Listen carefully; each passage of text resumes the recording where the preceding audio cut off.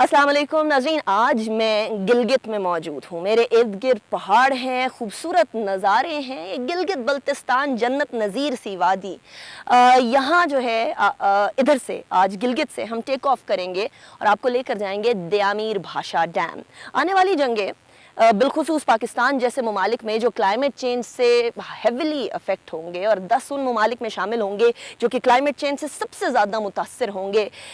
इन ममालिक के लिए वाटर सिक्योरिटी बहुत ज़्यादा ज़रूरी है और बिलखुसूस अगर किसी का जारहाना हमसाया हो, एक ऐसा हमसाया जो कि अभी दहशतगर्दी की तरफ भी जाए, तो यकीनन water security becomes N even more important point. तो आइए आपको दयामीर भाषा डैम लेकर चलें और वहाँ तेज़ी से जो काम हो रहा है वो भी दिखाएंगे और उसकी कैपेसिटी क्या है, किन किन कामों में आएगा। यकीनन वाटर रिजर्वोयर के तौर पे तो वो काम करेगा ही करेगा, लेकिन साथ साथ बिजली की पैदाइश में भी इंतहाई अहमियत का हामिल होगा। ज़राअत में इस्तेमाल होगा वो पानी, और वो जो कुछ महीनों के अंदर हमारे यहाँ पानी की किल्लत हो जाती है उसको पुर करने में एक अहम किरदार अदा करेगा। तो चलते हैं DBD and then I will show you what is happening over there.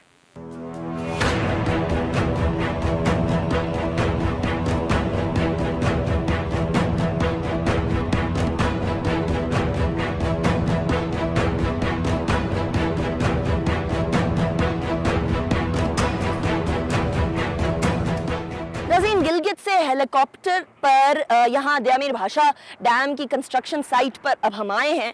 दयामीर भाषा डैम 442 यानी 442 बिलियन रुपीस की लागत से बनेगा। 2029 में ये ख़त्म होगा और दयामीर भाषा डैम में आधा चिलास यानी 50% ऑफ चिलास शहर वो सारा पानी में सबमर्ज हो जाएगा। इसलिए FWO ने, पाकिस्तान की हुकूमत ने, वापडा ने बेसिकली जो चिलास के वो रहने वाले जिनका रिहाइश ज़ेरे आब आ जाएगी उनको रीलोकेट किया है। रीलोकेट करने के साथ साथ जो रीलोकेशन के अलावा कहीं और जाना चाह रहे थे उनको कंपनसेशन, मॉनेटरी कंपनसेशन दी गई है। ये जो इलाका है यहाँ कंस्ट्रक्शन हो रही है, पहाड़ पर हम काफ़ी देर तक चढ़कर इधर तक पहुँचे हैं। ये जो पहाड़ हैं ये मिट्टी के पहाड़ नहीं है, ये वो वाले पहाड़ नहीं है कि बस आप इनको हिलाने की कोशिश करेंगे और ये इधर उधर हो जाएंगे। ये पहाड़ दुनिया के दूसरे सख्त तरीन पत्थर यानी second hardest rock in the world से बने हैं। ये रॉक डायमंड के बाद सेकंड नंबर पर आता है और ग्रेफाइट से भी ज़्यादा स्ट्रॉन्ग है। तो जो यहाँ मशीनरी काम कर रही है उसका वेयर एंड टेयर और भी बढ़ जाता है, क्योंकि इस पत्थर को काटना, क्योंकि बेसिकली जो डैम बनना है वो अपस्ट्रीम बन रहा है और दरिया आ रहा है, दरिया इधर से गश करता है, इधर डैम बनना है। तो पहले दरिया को रोकना है ताकि यहाँ जो कंक्रीट सेटिंग करनी है वो कंक्रीट सेटिंग की जा सके। इसलिए दरिया को रोककर एक टनल बनाई गई है जो बेसिकली कनाल है जहाँ से पानी गुजरे, उसको डाइवर्ट किया गया है पहाड़ों को काट कर, और उसके बाद वहाँ कंस्ट्रक्शन चल रही है। So this is a challenging site in itself, लेकिन this is also a wonder जो कि यहाँ FWO, पाक फौज के जवान, अफसरान, civilian workers, civilian labours, engineers, civilian और चाइनीज़ के साथ मिलकर ये जॉइंट वेंचर चल रहा है। पाकिस्तान में आने वाले वक्तों में वाटर सिक्योरिटी के मसले, जो दूसरे एग्रीकल्चर के मसले हैं, जो इलेक्ट्रिसिटी के मसले हैं, उसका this is one of the answers. आइए ऊपर चलते हैं और फिर एक बार पहाड़ को चढ़ते हैं।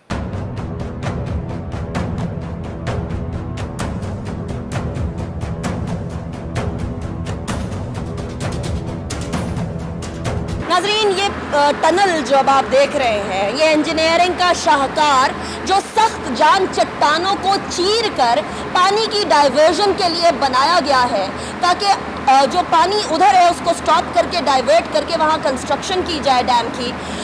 ये शाहकार बनाने में कितनी तगोदो लगी, कितना बड़ा ये मेहनत टास्क था, इस हवाले से हम बात करेंगे। हमारे साथ वैस अंजुम साहब मौजूद हैं जो कि सीनियर प्लानिंग इंजीनियर हैं। बहुत शुक्रिया वैस साहब, आपने ज्वाइन किया। वैस साहब, ये टनल की ज़रूरत क्यों है, नंबर 1, और नंबर 2 ये टनल कितनी बड़ी और कितनी मुश्किल है बनाना? मेनली जब भी कोई डैम बनाया जाता है तो उसमें सबसे पहले वाटर को डाइवर्ट किया जाता है। वाटर की डाइवर्जन के लिए यहाँ पर दयामीर भाषा डैम में 2 मैकेनिज़म्स हैं। One is through diversion tunnel and the second is through diversion canal. Diversion tunnel जो हमारी हैं वो 2 हैं, एक अप एलिवेशन पे और एक डाउन एलिवेशन पे है। बोथ हैं जो वो 1 किलोमीटर की हैं तकरीबन।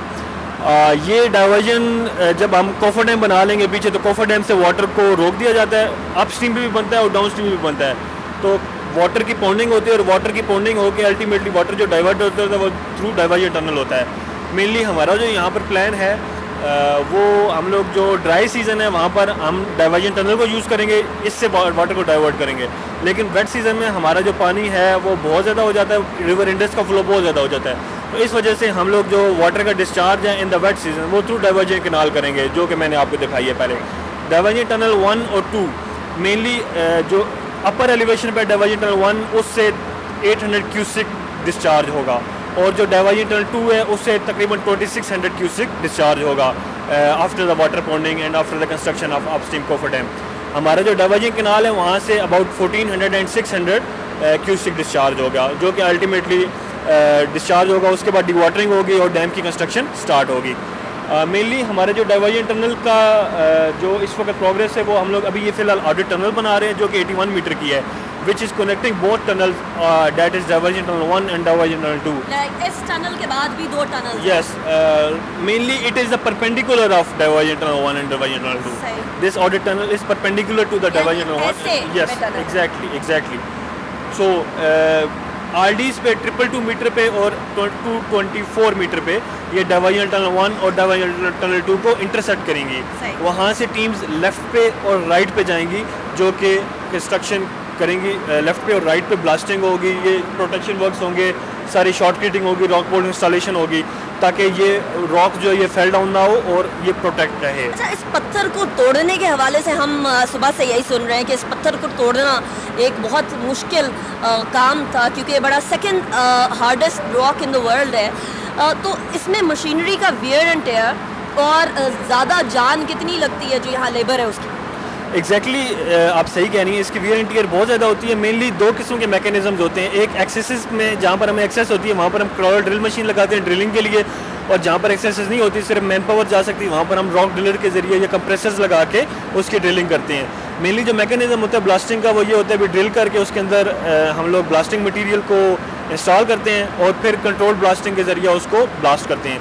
सबसे बड़ा जो इस तरह के सेक्शंस बनाने में चैलेंज आता है वो कंट्रोल ब्लास्टिंग होती है ताकि उसका जो इफेक्ट है वो कम से कम आए डैम के मुख्तलिफ एरियाज़ के अंदर। तो वो हम लोग प्री स्प्लिट ब्लास्टिंग कर रहे हैं।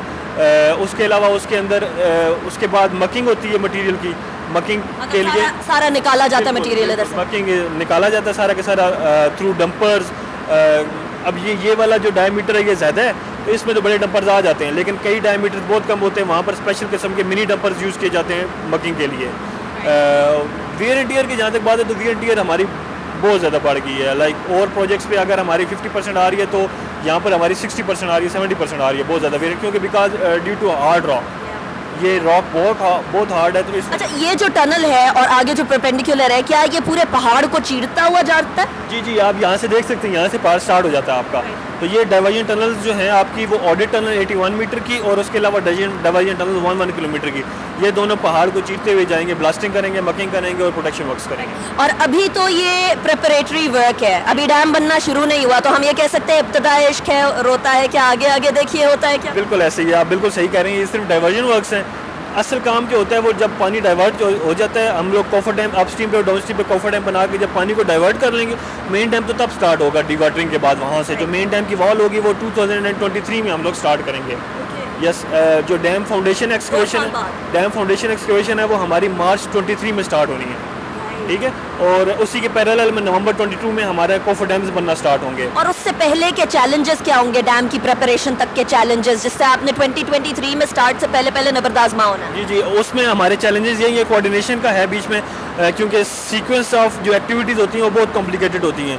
जैसे हम लोगों ने लेफ्ट बैंक अबटमेंट से नीचे आते हुए डैम की फाउंडेशन की एक्सकवेशन करनी है, राइट बैंक के अबटमेंट से आते हुए डाइवर्जन कैनाल के मुख्तलिफ ब्लॉक्स हैं 22 और 24, उनकी एक्सकवेशन करते हुए नीचे वाटर तक आना है, वाटर को डाइवर्ट करना है। सबसे बड़ा जो इशू है वो ये भाई जो चैलेंजेस हैं हमारे पास वाटर के बेड के नीचे, जब डिवाटरिंग हो जाएगी तो वाटर के बेड के नीचे हमें क्या मिलता है, ठीक है, उसमें हम लोगों को एक्सकवेट करना है। जियोलॉजिकल सर्वेज होते हैं उस हवाले से? जी बिल्कुल, जियो टेक्निकल इन्वेस्टिगेशंस होती हैं। जियोलॉजिकल सर्वे और चीज़ होती है, जियो टेक्निकल इन्वेस्टिगेशंस होती हैं जिससे आपको वाटर के अंदर स्टेटा का पता चलता है भी हार्ड रॉक कितने में है।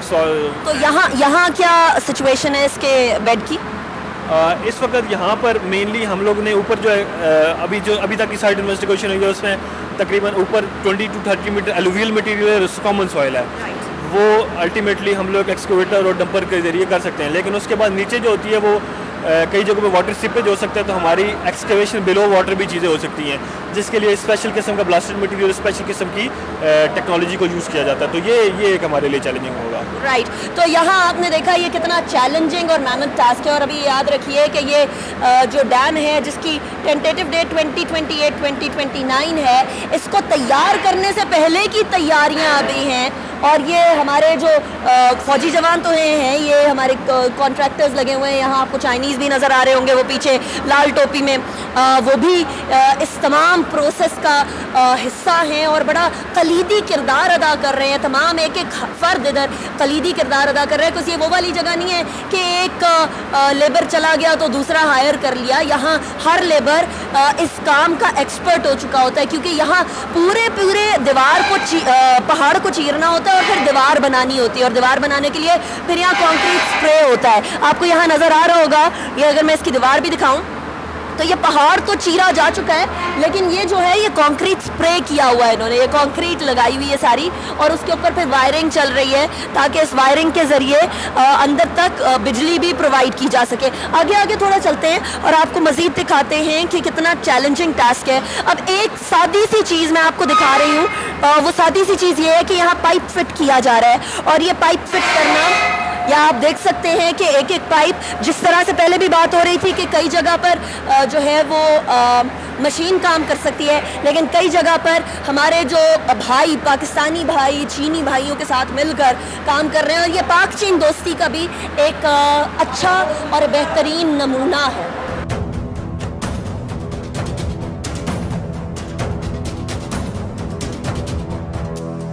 नाज़रीन, 1959 में पाकिस्तान कोर ऑफ आर्मी ने एक सिविल इंजीनियरिंग मावल बनाया, जहां गिलगित से ऑनवर्ड्स सड़क बनाई गई। बेसिकली इसको IVR कहा जाता है, इंडस वैली रोड। उसके बाद 1960 में गवर्नमेंट ऑफ चाइना और गवर्नमेंट ऑफ पाकिस्तान ने यह तहैया किया कि चाइना और पाकिस्तान, ये जो दो फ्रेंडली हमसाए हैं, इनको आपस में जोड़ा जाए, कनेक्ट किया जाए। और कनेक्ट लाइंस ऑफ कम्युनिकेशन से किया जाता है, यानी सड़कों से किया जाता है। इस सड़क की जिम्मेदारी पाकिस्तान में पाक आर्मी के कोर ऑफ इंजीनियर्स को दी गई। और कोर ऑफ इंजीनियर से बढ़ते 1967 के अंदर FWO का संगे बुनियाद रखा गया। इस FWO ने उसके बाद से लेकर अब तक कई प्रोजेक्ट्स किए, कई मेगा प्रोजेक्ट्स किए, जिसके अंदर से करतारपुर भी एक है। उनमें से 2 प्रोजेक्ट्स जो ऑनगोइंग हैं, तकरीबन JSR कंप्लीट होने वाला है और DBD अभी इंतहाई अहम मोड़ पर मौजूद है। वो दोनों प्रोजेक्ट्स हमने आपको इन 2 प्रोग्राम्स में दिखाए। इससे मालूम ये होता है कि किसी भी मुल्क ने अगर आगे बढ़ना है, तरक्की करनी है, तो सिर्फ और सिर्फ एम्यूनिशन का डिफेंस नहीं, बल्कि कंस्ट्रक्शन का, यानी इंफ्रास्ट्रक्चर का डिफेंस भी चाहिए। कोई मुल्क जब तक इकोनॉमिकली, यानी माशी तौर पर इस्तेहकाम नहीं हासिल करेगा, तब तक किसी भी और किस्म का दिफा करना मुश्किल हो जाएगा। इसीलिए पाकिस्तान के लिए इंफ्रास्ट्रक्चर डेवलपमेंट, इकोनॉमिक ग्रोथ और सोशल स्टेबिलिटी अटमोस्ट इंपॉर्टेंस की हैं। FWO के ये 2 इंपॉर्टेंट मेगा प्रोजेक्ट्स हमने आपके सामने रखे।